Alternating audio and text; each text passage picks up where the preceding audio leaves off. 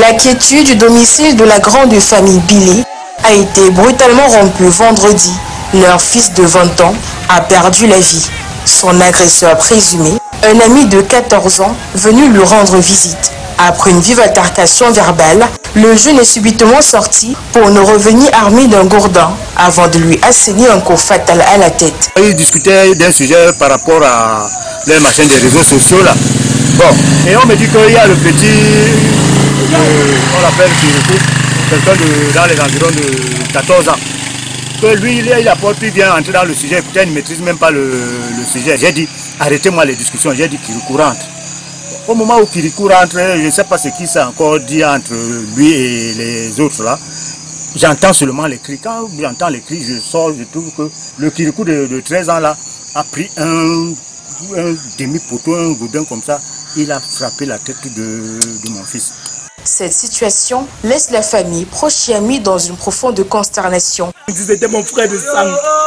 On va dire quoi? On va dire quoi? Qu'il est parti où maintenant? Mon frère de sang, il est parti où? En attendant l'ouverture d'une enquête approfondie de la brigade des Bonnets, le bourreau devra répondre de ses actes devant les juridictions compétentes. Que la terre de nos ancêtres lui soit légère. Et tel qu'annoncé en titre, Kribi, la cité balnéaire, tire en cette période de vacances. Ils sont nombreux, ces visiteurs et touristes qui ont marqué un temps d'arrêt. Question de profiter des plaisirs qu'offre cette localité située dans le département de l'Océan, en région du Sud, entre balades à la plage et autres découvertes. Découvrons donc ensemble, voilà, ce moment magique-là, ces instants magiques avec Haroun, avec Cyril de Kwakam et Moussa Takou. Voici la plage de Kribi, un lieu paradisiaque situé dans le département de l'Océan, région du Sud. Chaque année, près d'1 millier de visiteurs et de touristes viennent profiter de cette belle vue sur la mer. J'ai entendu parler de Kribi et je venais juste pour faire du tourisme. Déjà, la première idée que je me fais, c'est un endroit vraiment paradisiaque, je m'y plais vraiment. J'ai choisi de venir passer mes vacances à Kribi pour une diversion, changer d'idée. Et j'aime bien le lieu. Donc je me sens très bien, ça se passe très bien. Malgré que la marée est légèrement un peu haute, mais on s'en sort bien. En solitaire ou en amoureux, assis autour d'un plat de taro, l'idée est de se ressourcer et de créer un contact véritable avec la nature. Kribi, c'est une belle petite ville, très propre. On mange du poisson frais, on boit des trucs bio, quoi. Donc, on invite tout le monde qui a la possibilité de se faire plaisir, de venir faire un tour. Si la plupart des visiteurs prennent un coup de fraîcheur, côté commerçant, il souffle plutôt un vent de galère en ce temps de saison des pluies. Il pleut, donc les activités s'amortissent un peu. Avec les vacanciers, on se bat, chacun, ce qui arrive, ce qui entre le jour là, ça rentre. En ce début juillet, ce n'est pas encore la grande affluence, mais les premiers arrivés ont déjà les pieds dans l'eau. Crise alimentaire, le Cameroun se mobilise pour l'autosuffisance. Le pays prend des mesures pour assurer la sécurité et protéger ces populations-là qui sont donc affectées par ce phénomène dans toutes les 10 régions du pays. Un projet d'envergure a d'ailleurs été lancé à cet effet et c'était en présence de nos reporters Claude Audrey Mbala et Michel Foucault. Les régions de l'extrême nord, du nord, de la Damawa, de l'est, du nord-ouest et du sud-ouest vivent dans une incertitude alimentaire. Ces territoires voient leur sécurité alimentaire se dégrader sous la pression des crises multiples. Les familles qui autrefois cultivaient leurs terres avec confiance se retrouvent aujourd'hui fragilisées, confrontées à une insécurité alimentaire grandissante. Face à cette situation, une initiative émerge. Le projet d'urgence de lutte contre la crise alimentaire au Cameroun entend accompagner les populations dans les domaines de l'agriculture, de l'élevage et de la pêche, entre autres. L'assistance directe peut consister à donner immédiatement soit des aliments, soit des transferts, à faire des transferts monétaires, transférer de l'argent sur les téléphones pour que ces personnes puissent manger tout de suite. L'objectif est double. Permettre aux populations de produire suffisamment afin de subvenir à leurs besoins alimentaires, ceci de manière durable pour autonomiser les communautés. Des produits qu'on offre aux populations pour pouvoir aller eux-mêmes de l'avant, mais de manière vraiment renforcée. On leur donne des intrants de production, c'est-à-dire des poussins de bonne qualité qui se reproduisent vite et bien. On leur montre comment nourrir les poulets. Et au bout de 45 jours, par exemple, ils ont de très bons poulets. Ils en ont un nombre suffisant et ils arrivent à manger et à produire pour la vente. Les acteurs du projet interviennent avec une approche sur mesure en apportant semences améliorées, matériel d'élevage adapté et accompagnement technique. Dans la même veine, le Cameroun accélère son intégration économique dans la zone de libre-échange continentale africaine. Le pays vient de franchir un palier important à travers notamment l'obtention du statut de société de commerce pour un bon nombre d'entreprises. Le ministre du Commerce en a parlé avec le secrétaire général de la ZLECAf au cours d'une séance de travail ici même à Yaoundé. Plus de précisions dans cet élément réalisé avec le concours de Samuel Ebakissé. Depuis le lancement le 1er janvier 2021 des échanges intra-africains dans le cadre de la ZLECAf, seuls 10 pays se sont engagés dans ce processus à travers la délivrance des certificats d'origine. Le Cameroun est l'un d'eux et c'est d'ailleurs le seul pays de l'espace francophone à avoir pris cette initiative. Le 237 accélère son intégration économique pour renforcer son indépendance dans un contexte mondial en mutation. Dans cette optique, la mise en place d'instruments et d'outils incitatifs est annoncée pour encourager les entreprises à s'engager davantage. Comme vous le savez, nous sommes déjà dans le cadre de la sous-région Afrique centrale. Nous bénéficions de ce qu'on appelle le régime de préférence communautaire. Et le Cameroun est le pays le plus avancé dans ce domaine-là. Nous avons négocié et obtenu pour 99 entreprises camerounaises des avantages du tarif préférentiel, soit de la CEMAC, soit de la CEAC. Mais nous voulons traduire cela aussi dans le cadre de la zone de libre-échange continentale africaine. Cela est possible à travers le statut d'entreprise d'exportateur agréé, on appelle cela exportateur agréé, qui fait donc que quand vous échangez, vous n'avez plus besoin d'apporter la preuve de l'origine de vos produits à partir du moment où vous avez une certification sous-régionale. Nous voulons étendre cette onction sous-régionale au continent. Le ministre du Commerce en a parlé avec le secrétaire général de la zone de libre-échange continentale africaine ce 4 juillet à Yaoundé. D'autres mesures et innovations ont été mises sur la table. La dynamique est désormais lancée pour exploiter pleinement le potentiel dont regorge le pays. Passons-nous à présent au concours du jeune présentateur télé lancé et initié par le groupe Canal 2 International. La lauréate 2024 a donc, en plus de ce privilège, il a effectué un stage de 6 mois au sein des professionnels. Voilà, que regroupe donc le groupe Canal 2. Occasion pour Fatima Ndale, justement, de partager et vivre des moments inoubliables, ici revisités par nos reporters Titi Freeman et Stéphane Binac. Dernière lauréate du concours, le jeune présentateur télé, Fatima Ndale, vient de boucler 6 mois d'immersion au sein du groupe Canal 2.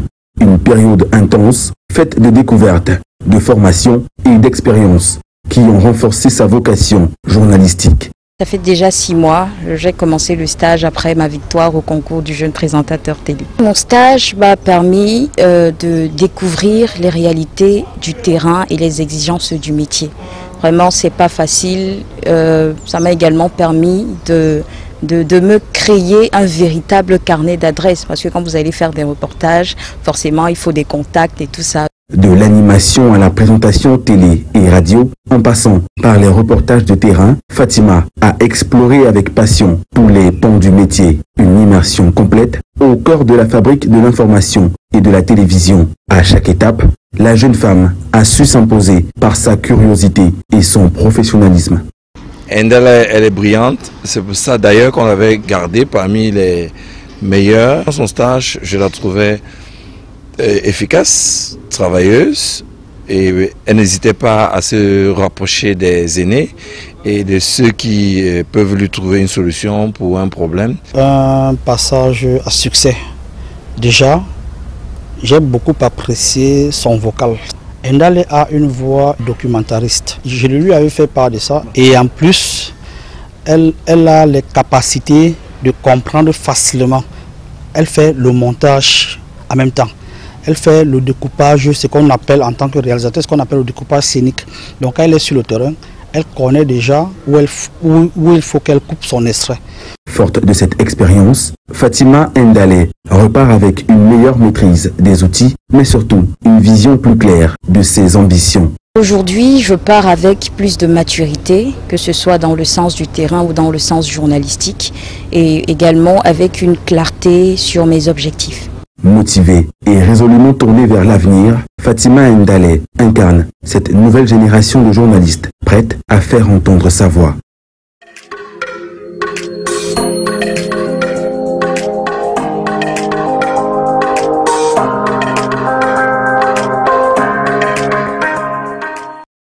Le cahier des grands airs s'ouvre chez les montagneux. Si vous êtes à table, bon appétit. Nous allons savourer ensemble le taro à la sauce jaune, ce mets que l'on retrouve principalement dans la région de l'Ouest Cameroun, devenu pratiquement incontournable des menus d'événements d'envergure et autres activités festives regorge bien plus.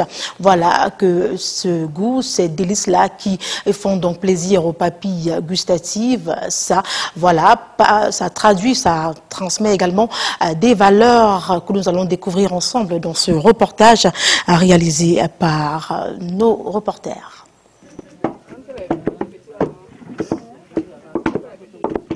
La région des Hautes-Terres de l'Ouest, foyer du peuple bamileke, est réputée pour sa cuisine variée, diversifiée, surtout avec des plats traditionnels emblématiques, populaires, chargés de symboles et vertus.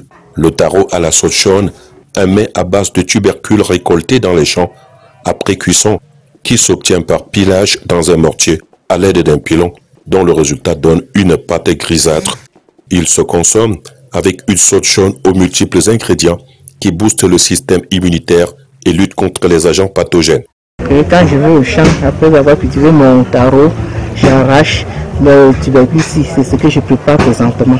Ceci, à ce niveau, je garde ça se sèche même un mois, 3 semaines, un mois avant de préparer.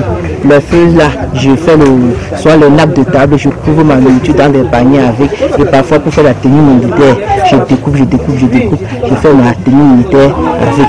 Très présent dans la tradition, le taro sauce jaune revêt une forte symbolique culturelle, dégustée lors des grandes rencontres à l'instar des mariages, deuil, naissance, tontine, intronisation, funérailles ou en l'honneur d'une personnalité. On parle alors de taro sauce jaune, symbole de rassemblement et d'unité, de respect et de dignité, connexion avec la terre. D'ailleurs, les femmes dans certains cas présentent ces mets à leur époux comme expression d'amour et de fidélité. Nous honorons le taro. Et le taro, c'est un mets traditionnel dans l'Ouest qui se mange pendant les cérémonies de mariage, les cérémonies importantes. Et c'est un mets qui se prépare pour donner aux hommes chers comme les notables, les chefs, bref, ceux qui sont chers quoi, et accompagnés avec le pistache. Le taro, en réalité, dans la culture bamileke, c'est ce qui montre la maturité d'une femme. Lorsqu'une femme se pile le taro, on sait qu'elle est déjà mûre, qu'elle peut déjà aller en mariage. Donc lorsqu'on s'engage dans le mariage, la question qu'on pose toujours c'est est-ce que tu connais piler le taro? C'est une façon de demander est-ce que tu es prête pour le mariage? Le taro à la sauce jaune transcende sa fonction alimentaire et thérapeutique pour devenir un symbole de l'identité culturelle, du rassemblement, du respect dans presque toutes les communautés de l'Ouest. Un reportage signé Walter Bertrand et Dimitri Kuaté. Intéressons-nous à présent à cette belle fête organisée du côté de la cité économique Douala. Il s'agit donc d'une fête qui tournait autour du Ngondo. À cette occasion, voilà, des certificats justement de cet événement festif ont été remis. Occasion également de baptiser Douala en ce nom ancestral que nous allons découvrir ensemble dans ce reportage. Signé Haroun Nazira. Une image forte, synonyme de fierté pour le peuple Sawa. Le Ngondo reçoit des membres de l'UNESCO son certificat de patrimoine immatériel. Après des années de travail acharné pour sa préservation et sa promotion, la Grande Messe de l'eau voit enfin sa valeur universelle reconnue par l'Organisation des Nations Unies pour l'éducation, la science et la culture. Je voudrais dire que c'est un patrimoine aujourd'hui qui, au-delà d'être célébré par la communauté Sawa, est un patrimoine qui est également partagé avec l'humanité tout entière. Et ça implique, comme le disait le représentant personnel de son Excellence, Monsieur le Président de la République, un partage, une transmission, mais également une opportunité de tourisme culturel aujourd'hui. C'est pourquoi le peuple Sawa, par ma voix, aujourd'hui, veut aujourd'hui essentiellement exprimer sa gratitude, sa profonde gratitude à l'endroit de tous ceux et celles qui, directement ou indirectement, publiquement ou dans les coulisses, ont contribué à ce que ce jour historique puisse arriver. Autre temps fort de cette cérémonie, l'aménagement du boulevard du Ngondo qui s'étend du rond-point Plateau Jos à l'ancienne direction des douanes de Douala. Il continue à promouvoir ce que chacune des 4 aires culturelles de notre pays a d'excellent pour la consolidation toujours davantage du vivre ensemble et l'affirmation de l'identité culturelle nationale en vue du plus grand rayonnement du Cameroun au plan national et international. Pour les enfants du peuple Sawa, c'est une victoire pour la richesse de la diversité culturelle camerounaise et un engagement à transmettre ce précieux héritage aux générations futures. C'est un moment important pour la communauté. Beaucoup d'émotions ont été ressenties par les uns et les autres. C'est une journée où l'émotion est au premier plan. Les gens se sentent l'émotion qui renforce les liens de solidarité entre les gens. Ce samedi 5 juillet, Douala était le théâtre de la remise solennelle du certificat de l'UNESCO Ngondo, marquant ainsi sa reconnaissance officielle au patrimoine culturel immatériel de l'humanité. Un moment de fierté nationale et de consécration mondiale pour cette tradition ancestrale.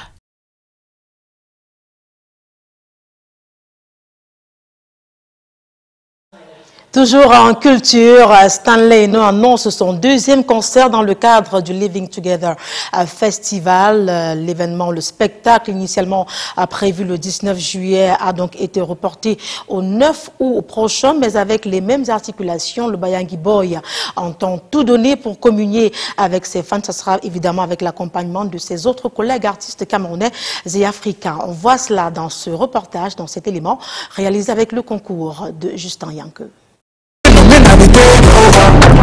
Stanley Eno poursuit la célébration de ses 12 ans de carrière.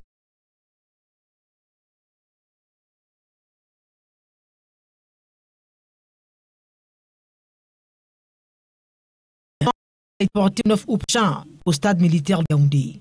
Son équipe et lui l'ont confirmé face à la presse ce 4 juillet dans la cité capitale. Cette figure emblématique de la musique camerounaise est impatiente de vibrer au rythme de son riche répertoire avec le public.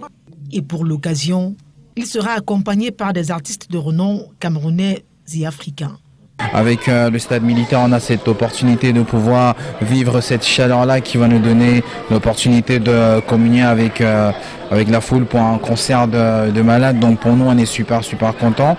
Donc je pense que le 9 août, ce sera une dinguerie. Donc nous on est contents et moi ça me fait plaisir parce que moi je suis un fils de militaire, donc faire ça au stade militaire c'est encore rendre un hommage à mon père qui est entraîneur et gardien depuis là-haut. Je pense que le Living Together Festival ce sera quelque chose de malade et j'appelle toute la jeunesse du Cameroun, même ceux de la diaspora, je leur dis qu'il y a une seule date qui va se passer à Yaoundé et ce sera le 9 août, ça va être crazy avec des artistes qui vont être là, mes frères Kossi, Tizi, Mister Leo, Ténor et il y aura d'autres que je peux pas citer maintenant. On va dévoiler ça tous ensemble, mais ça va être quelque chose de lourd.